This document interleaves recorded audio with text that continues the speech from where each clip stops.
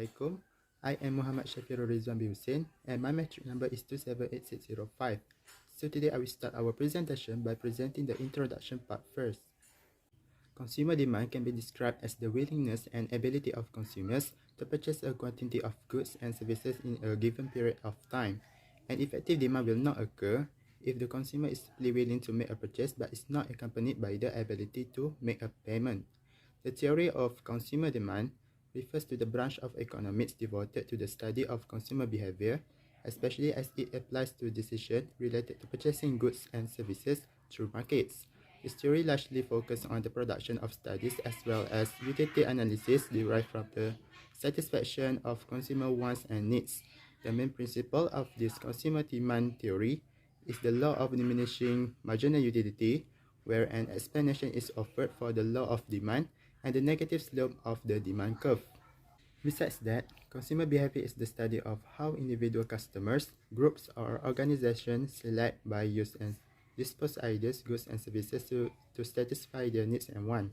The marketers typically expect that consumers will be able to determine which products are in demand in the market, which has been around for a long time, and the best approach to introduce those goods to consumers is by understanding the factors that motivate consumers to buy certain goods and services. The theory of consumer behavior is the study of how people make decisions when they purchase, helping business and marketers capitalize on these behaviors by predicting how and when a consumer will make a purchase. This theory is a very important element as it allows business to better understand their target audience and then be able to influence buying habits through the production of product, services, and company culture. Additionally, consumer choice is a branch of microeconomics that shows the relationship between preferences and consumption expenditure as well as the consumer demand curve. An analysis will be conducted on consumer methods to ensure that their consumption preferences are at the maximum level based on their preferences and subject to their spending restriction. I think that's all from me. Thank you. Hi, my name is Kirthi A and my matrix number is 281822. Malaysia consists of multicultural society.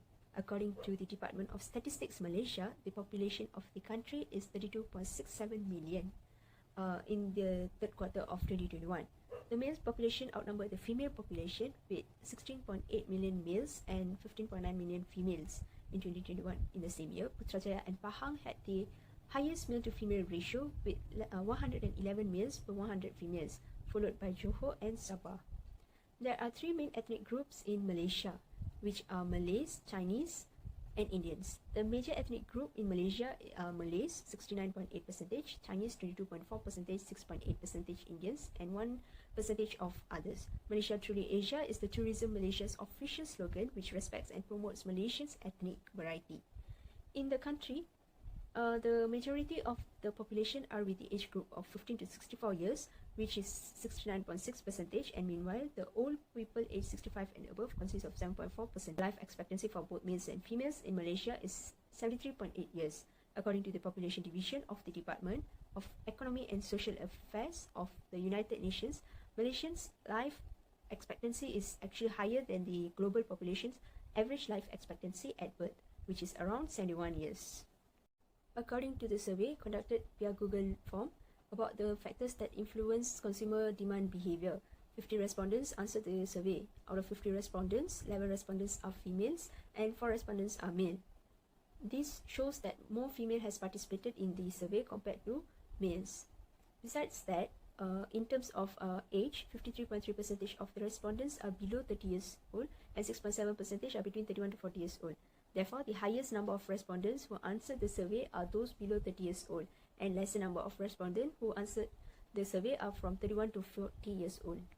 Lastly, in terms of ethnicity, 9 respondents were Malays, 3 respondents were Chinese, and 2 respondents were Indian, and 1 respondent from other ethnic. This shows that more Malay respondents have participated in this survey compared to other races.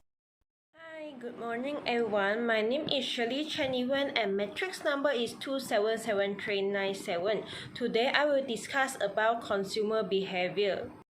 The graphs show the number of respondents who buy the branded goods. They have 6 questions.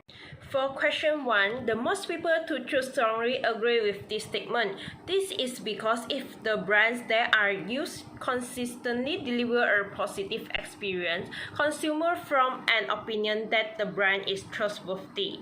For question 2, the most people to choose agree. This due to the reason of the people with higher earnings from their jobs tend to feel a higher sense of control, whereas people with low income tend to have a lower level of control in their life.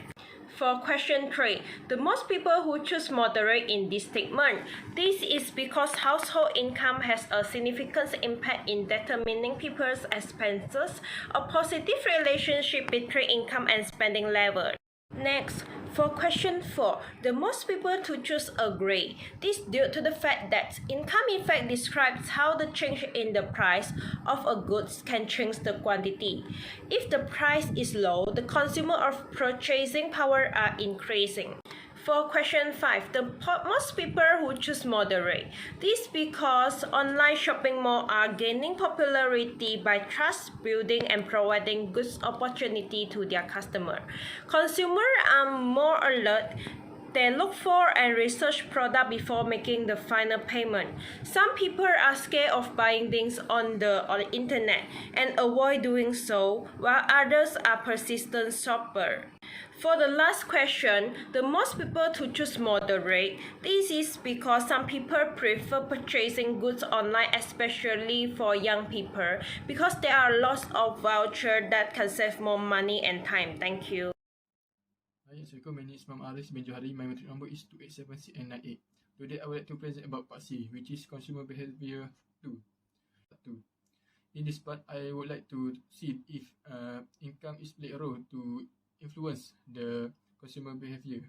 In this part, I have prepared 5 questions to the 15 respondents, and the respondents have given 5 options to choose in this part. And in addition, there are 2 products that I need to compare in this part. Okay, for the first question is if the price of product A is fall by 15%, I will purchase it. In the graph 5, we can see that there is only one respondent who choose strongly disagree. For this part, I can assume that respondent who has a lower income prefer to choose the cheaper price of good compared to the expensive one. For the second question is if the price of good A is high, I will still purchase it, exemption to ceteris paribus. For this part, there is no one respondent who choose strongly agree. For this part, I can assume that respondent is prefer to buy from another shop for the better price compared to the product A. Okay, for the third question is if the price of good B is rise by 50%, I will purchase good A, exemption to ceteris paribus. For this part, majority respondents choose disagree. I can tell that majority of our respondents have a higher income. They prefer to buy a good B, which is have a higher quality compared to good A. Okay, for the next question in this part is if my income rise by 50%, I will purchase good A, exemption to ceteris paribus. Majority respondents choose moderate and agree for this part. I can assume from this result is people prefer to buy good A because. Okay, for the last question is if my income increase by 50%, I will buy good A and B. For this part, we can see in graph 9, there are 3 respondents who choose strongly agree and agree. Okay, from this part, we all can see that if someone income increase, that means that their buy power also will be increased. Okay, my name is Muhamad Naim bin Chetni and my metric number is 278506 from group 5. Okay, and the last part is conclusion. Consumer demand can be described as the willingness or and ability of consumers to purchase goods and services in a certain quantity over a period of time. Consumer behavior research is one of the approaches by marketers that is highly encouraged because they are group that is able to understand consumer expectation well.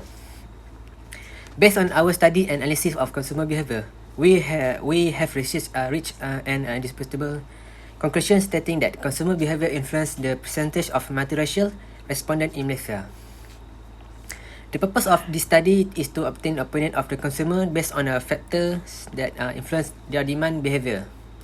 Based on factors that influence their demand behavior towards two types of franchise, namely a good A and good B. To be concluded, consumer will choose the best service or goods before making a decision based on several factors. Consumer will prefer service or goods that are worthwhile in the term of affordability and quality of a product. So that's all from me. Thank you.